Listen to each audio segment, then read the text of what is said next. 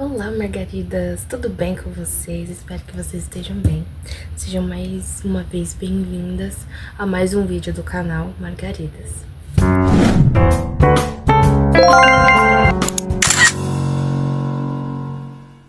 E o vídeo de hoje vai ser sobre autoestima, algo tão importante para nossa vida, não só nós mulheres, mas os homens também, mas também para nossa vida com Cristo.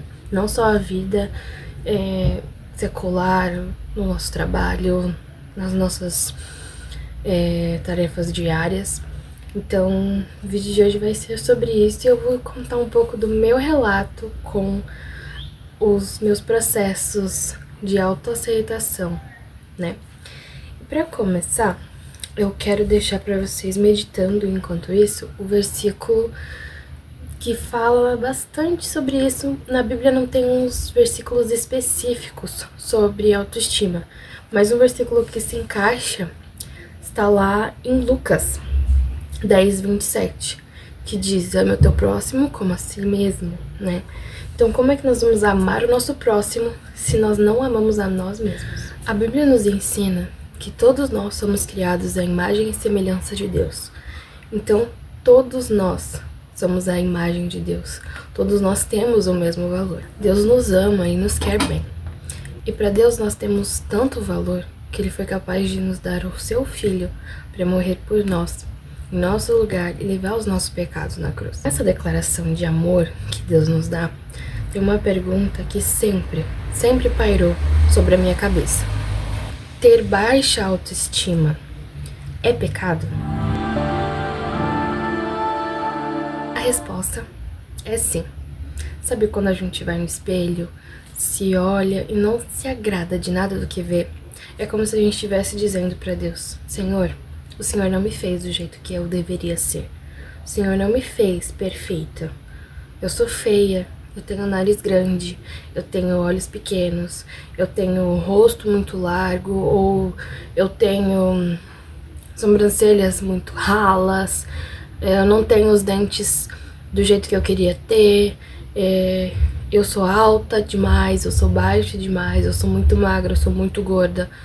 Então, quando nós falamos para Deus que eu sou feia, eu sou horrorosa, eu não consigo me amar, é como se a gente dissesse para Deus: o Senhor errou ao me criar assim.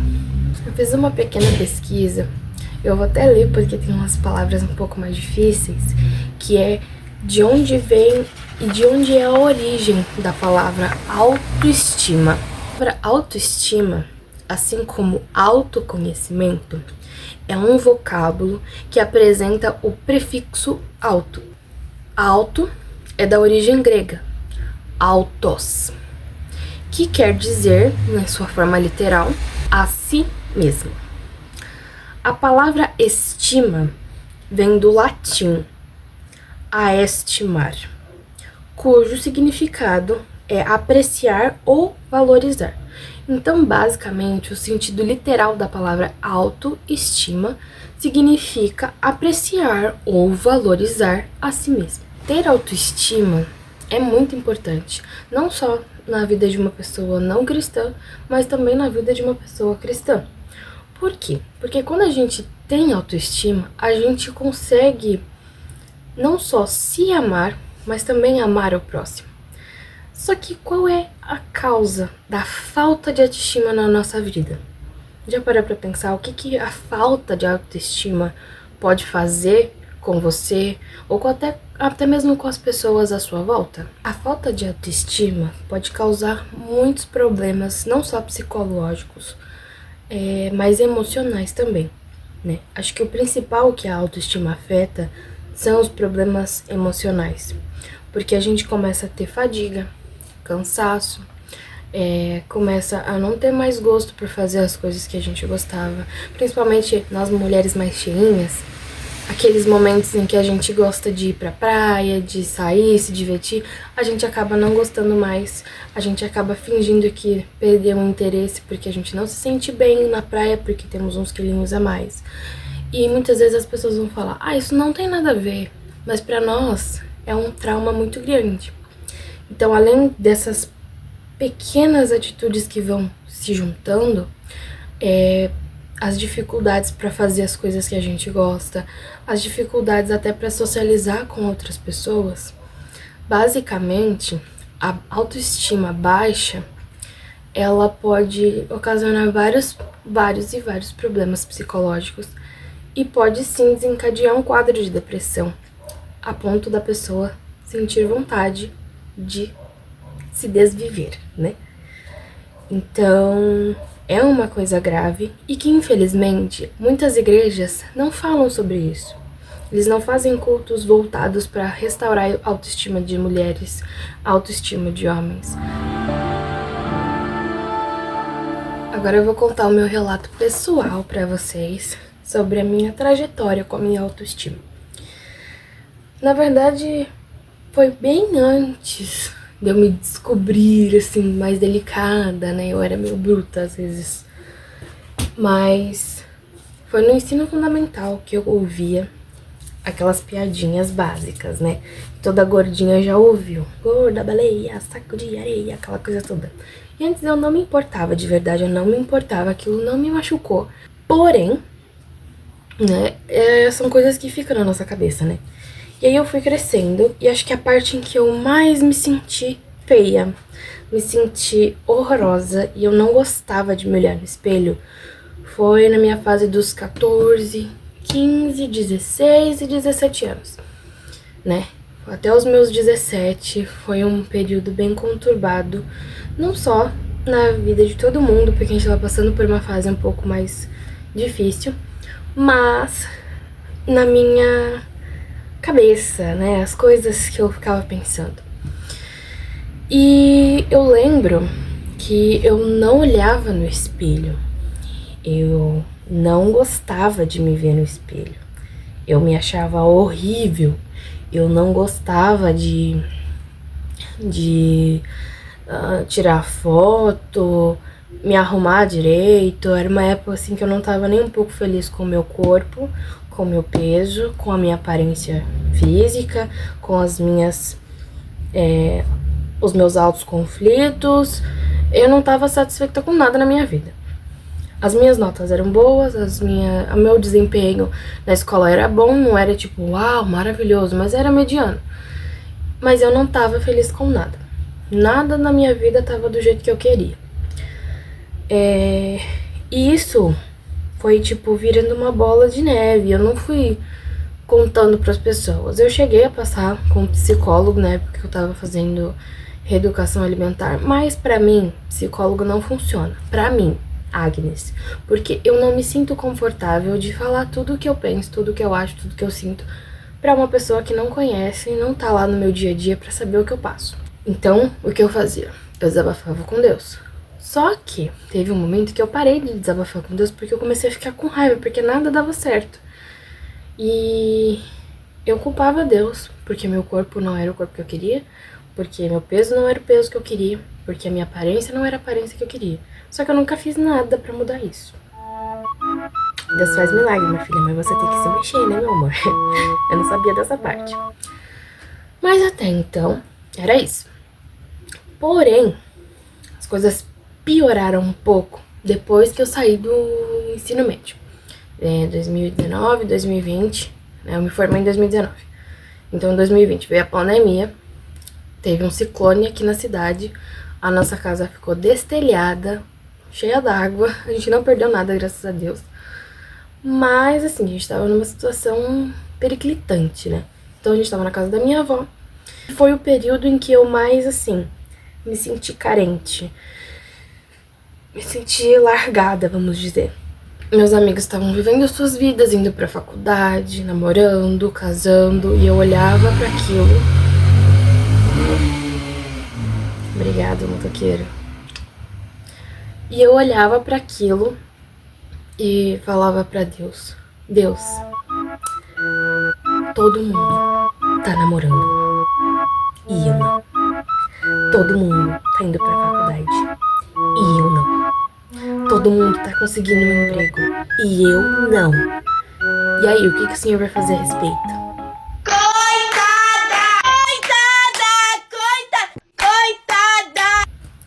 Não falei nesse tom, mas era quase isso. E eu fiquei muito carente nessa época. Foi na época, assim, que eu conheci a Fabiola Mello, né? Vocês vão ouvir eu falar muito dessa mulher aqui nesse canal. Já estou influenciando vocês para segui-la, porque ela me ajudou muito. Indiretamente, ela foi um instrumento de Deus na minha vida. Ela falava muito sobre isso, sobre namoro, autoestima. Na época ela não tinha o Efraim, né? Ela ainda não tava lutando pra ser mãe, mas era uma coisa assim, ela falava muito pra jovens como a gente, assim, nesses períodos de espera longos. E eu, assim, o momento em que eu falei que é isso, que é o meu maior sonho, assim, é o auge do meu maior sonho na vida em relação a Deus, era casar. E eu falei isso com os meus 11 anos de idade. Foi assim, tipo, a primeira apaixonite, sabe? A primeira coisa que eu senti, então isso é se apaixonar por alguém, né? E eu falei pra Deus, eu quero casar, eu quero ter filhos, e eu vou casar e eu vou ter filhos, uma família de comercial de margarina com um Golden junto. Essa era a minha meta. Porque eu era, tipo assim, eu sempre fui uma criança muito meticulosa. Então, tudo o que eu queria fazer, eu colocava num caderninho ou no meu diário. E eu escrevia sobre isso no meu diário. E aí eu comecei a planejar a minha vida. Com 18 anos eu ia pra faculdade, eu ia conhecer ele na escola, nós iríamos ser melhores amigos. E com 20 anos eu ia me casar com ele, com 22 eu já teria meu primeiro filho, com 25 eu já teria o segundo, com 26 o terceiro, e aí a gente ia ter um cachorro. Sei. Já tinha minha vida planejada quase até os 30. Detalhe, gente, eu já tenho 23 e nada disso aconteceu. Mas não estou frustrada, não mais, né? Amém, glória a Deus, aleluia. E foi assim que eu me tornei uma pessoa muito planejadora. No meu ensino médio, eu já tinha planos de me tornar arquiteta. Se eu não conseguisse a arquitetura, eu teria um plano 2. Um plano 2, um plano 3, um plano 4, 5, 6. Eu tinha planos separadinhos. O segundo plano de carreira era ser estilista, que na verdade antigamente era meu primeiro. Só que eu percebi que era um pouco mais cara do que eu imaginava. Mas a arquitetura ainda era meu sonho na época de ensino médio. Ainda é um hobby, né? Mas não sei, quem sabe, Deus que sabe. E o terceiro era ser fotógrafa. Eu já tinha, assim, os 3 primeiros eu já tinha como certeza de que um deles eu seria. Não estudei nenhum deles até hoje, assim, a fundo. Além da arquitetura que eu fiz o curso de AutoCAD, que é os planos em 3D, planta 2D, que é a planta baixa, e os 3D, que é elevadinho, né? Todo mundo sabe. E eu ficava assim, nossa, isso vai ser minha vida. Mas eu nunca fiz isso. Nunca aconteceu. E os meus planos foram sendo frustrados com o tempo, e eu fui deixando de buscar isso. Eu queria me aprimorar na música. Na época da pandemia, eu comecei a pegar, tipo, uma certa obrigação pela música, sabe? Isso é uma coisa que eu tô tentando me desligar ainda. Eu tô pedindo pra Deus, porque eu não tenho mais prazer em tocar muitas vezes. Às vezes eu toco porque eu preciso, porque eu sou a única que toca na igreja. E aí eu fico, Deus, eu não quero sentir isso. Porque eu sei que quando eu vou pra lá, eu não tô fazendo isso por obrigação, eu tenho que fazer isso porque é um prazer meu, não é uma obrigação. E eu me sinto mal de falar isso pras pessoas, né? E é uma verdade, infelizmente, por enquanto, né? E eu tô tentando me desvencilhar disso, tô tentando parar de ver o impedimento onde não tem. O instrumento que eu tenho é horrível, é horrível. Ele falha, só um alto-falante funciona, aí do nada o outro pega também, aí queima, sei lá o que acontece. Isso me desanima, mas eu não posso olhar para as circunstâncias, assim como o José não olhou para as circunstâncias e continuou firme no caminho de Deus. E nesse período foi muito difícil para mim, porque eu tava com a minha autoestima super baixa. E aí o que começou a acontecer? Eu comecei a grudar nas minhas unhas. Olha só, tá vendo as minhas unhas? Elas vão sempre estar sempre assim, bem feitas, arrumadinhas. Nunca faço com manicure, eu faço em casa. Porque uma primeira vez que eu fiz, ela detonou minha unha. Estou pagando por isso até hoje. E eu comecei a falar, bom, eu já ouvi muita gente falando que a minha mão era bonita, então eu vou deixar as minhas mãos bem lindas, bem arrumadas. Eu já tô até com unha de Natal, né? Vou sempre deixar as minhas unhas bem arrumadas, bem feitas, porque pelo menos isso eu tenho de bonito. Era o que eu achava. Nessa época de 2020 ainda. E eu tava muito, mas muito grudada nisso. Eu fazia, toda semana eu fazia as unhas, gente, vocês não estão entendendo. Sabe o que é? Sábado eu fiz, no outro sábado eu vou fazer de novo. Sabe? Eu tava maluca por unhas. Tudo era unha. Tudo dinheiro que eu ganhava eu gastava em unha. Até hoje eu ainda compro algumas coisas. Eu diminui um pouco, mas até hoje eu ainda compro coisas assim. Eu acho assim, eu falo, não, calma aí, Agnes. Calma, relaxa, que vocês querem ver, porque vocês vão dizer se eu não tô louca. Olha aqui. Comprei uma cabine nova. Junto com a cabine eu comprei mais uma lixadeira. E aí, eu comprei também uma maleta pra colocar tudo de unha que eu tenho. É isso tudo aqui. Tudo isso é coisa de unha. Dá pra ver, né? Ó. Tem muito esmalte em gel também. Tudo. E eu tenho meu próprio kit de sobrevivência de manicure de casa. Então, comecei a ficar meio que obcecada com isso. E isso me distanciou de Deus por muito tempo. Depois das unhas, eu conheci o mundo dos doramas. Eu não parei de assistir doramas. Eu assisto, mas com menos frequência do que antes. Antes eu ficava maluca, mas maluca pra quando eu assistia dorama que tava em lançamento, que eles só lançam 2 episódios por semana. Então você tem que esperar pra assistir o resto. Nossa, eu ficava louca, gente, pelo amor de Deus, o que é isso? Hoje em dia eu tô assistindo um dorama que, tipo, lança 5 por semana.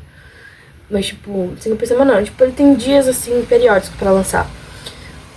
Aí eu assisti os 5 que foram da semana passada. Aí, tipo, lançou outro, eu assisti. Mas, tipo, eu não tô assim, ai, lança logo, eu preciso saber o que vai acontecer. Por mais que sejam histórias emocionantes, eu não fico mais assim, tão, meu Deus, preciso assistir, preciso saber o que acontece, né? E isso tem me ajudado porque eu tô controlando bastante a minha ansiedade fazendo isso muitas vezes, né? E foi difícil pra mim, né, nessa época, porque daí eu comecei a ver aqueles romances lindos e aí eu fazia drama, cara, nossa, eu fazia tanto drama. Eu falava, meu Deus, meus amigos estão casando, tendo filhos, e eu tô aqui, presa no meu ensino médio. Oh, meu Deus, eu vou pra faculdade, trabalhando e eu aqui. E eu ficava toda hora me comparando com as outras pessoas. Só que quando a gente compara com outras pessoas, a gente não quer comparar as lutas que ela teve pra chegar até ali. Que nem aquele meme que tem, assim, um cara numa escadaria enorme. Todo mundo falando, ah, nossa, ele chegou ali, eu também quero, que não sei o que. Só que atrás na escada tem muitas pedras, muitos espinhos, e ele tá com os pés sangrando. Então, ele não fez um caminho fácil pra chegar até lá em cima, então não é fácil. E com isso, o meu peso foi aumentando. E a minha autoestima foi diminuindo. E a minha vontade de mudar a situação também foi virando zero. E o tempo foi passando, o tempo foi passando, o tempo foi passando. Cheguei nos 20, 22, 23. E hoje estou aqui, vergonhosamente com o peso que eu estou, né? E fazendo essa preparação pro vídeo, montando, eu lembrei de um filme que eu acredito que muitos de vocês já devem ter assistido. Sei que esse vídeo vai ficar um pouco comprido, mas é que precisa ser falado. Mais que Vencedores. É um vídeo sobre uma menina que tem asma e ela quer muito ser uma corredora. Só que ela tem asma. Como é que uma pessoa que tem asma vai ser uma corredora, né? E nesse processo ela tem uma mania de roubar. Tem um nome pra isso, eu não lembro agora. Se eu lembrar, eu coloco aí embaixo, mas se eu não lembrar, vocês coloquem no comentário. E ela fala o seguinte, que ela é assim. Só que aí as pessoas que estão ajudando ela falam que em Cristo você não é assim. E aí passa um tempo e o cara pergunta pra ela: quem é você? E aí ela fala o nome dela, ela fala quem ela é em Cristo, ela fala o que Cristo fez por ela. E isso me fez lembrar que quando nós temos a autoestima baixa, é isso que a gente faz. A gente rotula uma coisa na nossa vida que não foi rotulada por Deus, né? A gente se autorrotula como: eu sou uma fracassada, eu não consigo manter uma rotina, eu não consigo fazer isso, eu não consigo fazer aquilo, eu não sou assim, eu não posso, eu não faço. Tudo nas negativas, nas negações, né? Colocando coisas que não foram colocadas sobre nós. Quando a gente faz isso, é como se a gente dissesse pra Deus: Senhor, tá falando que eu sou assim, mas eu não sou assim. O Senhor fala que eu sou isso, mas eu não sou. E é assim Satanás canta a vitória, dá um troféu joinha pra você. Então, quando nós falamos: eu não sou bonita, eu não sou perfeita. Claro, você nunca vai ser perfeita. Quando você for perfeita, você vai pra glória, meu amor. Mas você nasceu perfeita, você consegue respirar sozinha, você consegue enxergar, você consegue falar, e às vezes fala pelo cotovelo, que nem eu. Então, nesse período pra mim foi difícil. Por quê? Porque eu não tava entendendo o que Deus quer de mim. Será que eu sou bonita? Será? E muitas dessas vezes, quando eu falava que eu não me achava bonita, acontecia de vir alguém e falar: nossa, você é tão linda.